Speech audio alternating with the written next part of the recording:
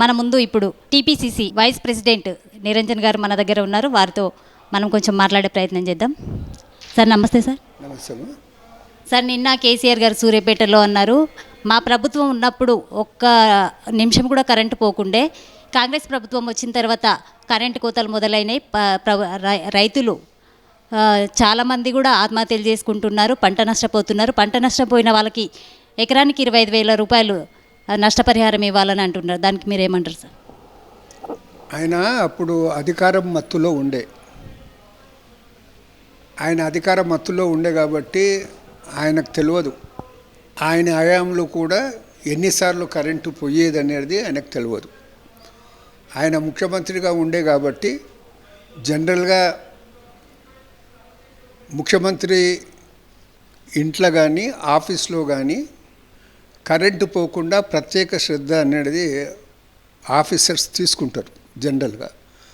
ఆ పరిస్థితుల్లో ఆయన ఉండే కాబట్టి ఆయనకు తెలియదు కరెంటు పోయిందా లేదా, 1 నిమిషం పోయిందా, 10 నిమిషాలు పోయిందా అనే విషయం అనేది ఆయనకు తెలియదు. సో అవి తెలియకుండా ఆయన మాట్లాడటం జరుగుతూ ఉంది. నేచురల్గా అనేది సమ్మర్లో అనేది కరెంట్ కన్జంప్షన్ ఎక్కువగా ఉంటుంది. అప్పుడప్పుడు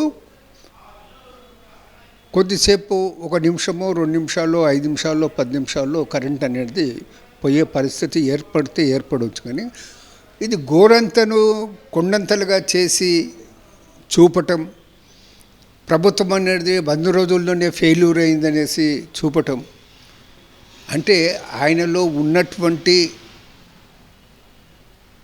నైరాశ్యానికి చిహ్నం అది.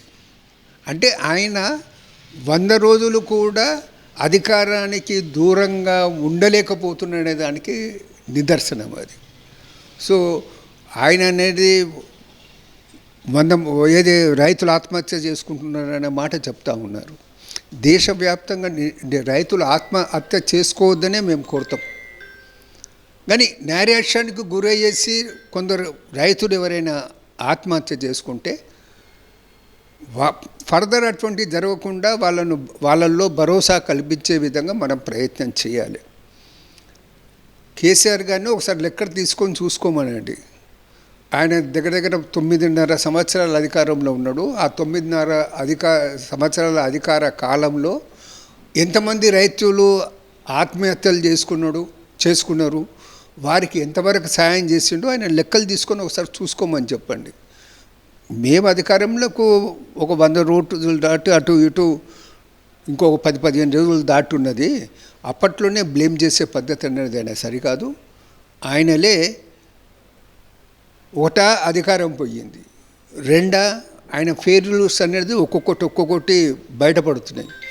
ఈ దశలో ఆయన అసలుకు రైతుల మీద ఉండే ప్రేమతో కానీ ఆయన బయటికి రాలేదు. నిన్న ఏదైతే ఫోన్ ట్యాపింగ్ కేసెస్లో రోజు ఒకటి బయటపడుతున్నావో, చివరకు ఆయనకు ఆయన కుటుంబ సభ్యులకు ఎక్కడ అనేది ఉచ్చు బిగించబడుతుందో అనే భయంతో బయటకు వచ్చిండు.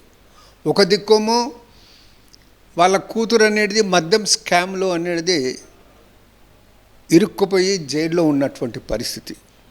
మేము హర్షిస్తలేము అది.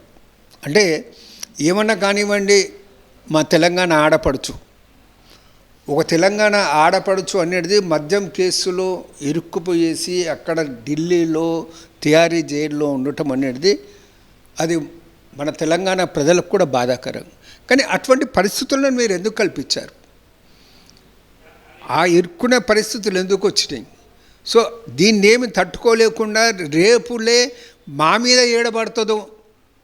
ఇప్పుడు వార్తలు చూస్తుంటే ఏమొస్తున్నామంటే దీని వెనుక కొందరు రాజకీయ ప్రముఖుల చేతులు కూడా ఉన్నట్టున్నాయి. వాళ్ళ ఆదేశాల మేరకే ఇచ్చేసిన మన మాట కూడా చెప్పడం జరిగింది. తర్వాత కొందరు వ్యాపారస్తులు వాళ్ళు పోయి కంప్లైంట్ కూడా చేయటం జరిగింది. జబర్దస్తిగా మా ఫోన్లు ట్యాపింగ్ చేసేసి మా దగ్గరకు వచ్చేసి కోట్లాది రూపాయలు ఇంట్లోకేంచేసి ఎత్తుకొని పోయిందన్న మాట కూడా చెప్పడం జరిగింది. మరి ఎవరు చెప్పు చేతుల్లో ఉండి వారు ఫోన్ ట్యాపింగ్ చేసిండ్రు?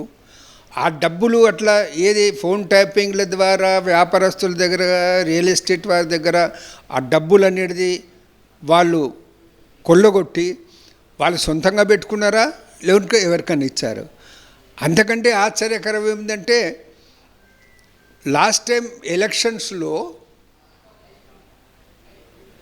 టాస్క్ ఫోర్స్ వెహికల్స్లో అనేది డబ్బు అనేది సప్లై చేయటం జరిగిందన్న వార్త రావటం జరిగింది.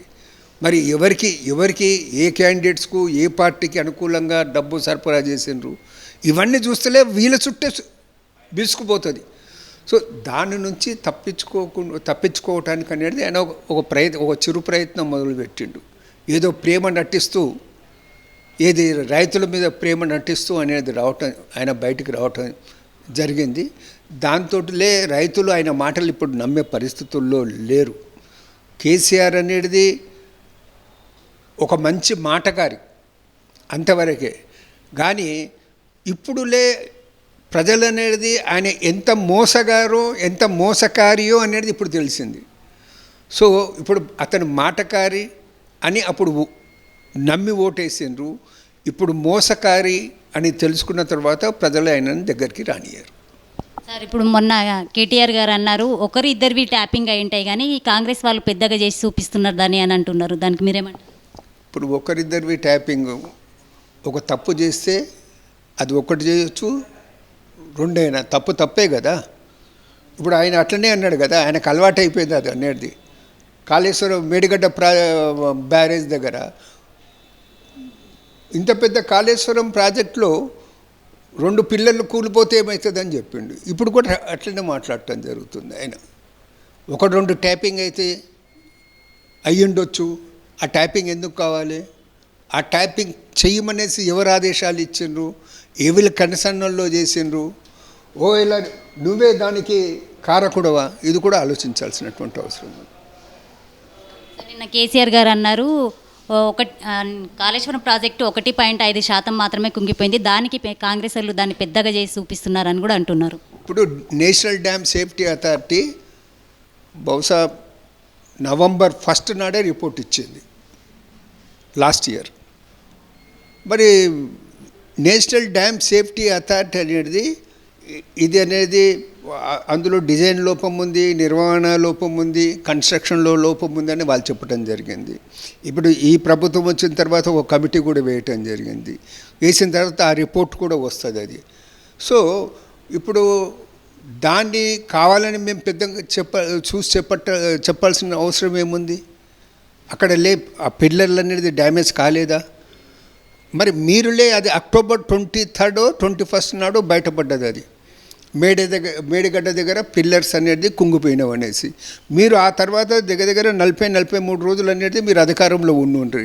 మీరు ఒక్కసారి కూడా పోయేసి దాన్ని రెక్టిఫై చేసే ప్రయత్నం ఎందుకు చేయలేదు? అది వాళ్ళు మీరు పోయి చూస్తుంటలే అది మామూలు విషయం అనేది మీరు మామూలు డిఫెక్టే మేము చేస్తున్నామని అప్పుడే మీరు నిర్ణయం తీసుకొని చేస్తుంటలే ఇంతవరకు రాకపోతుండే కదా.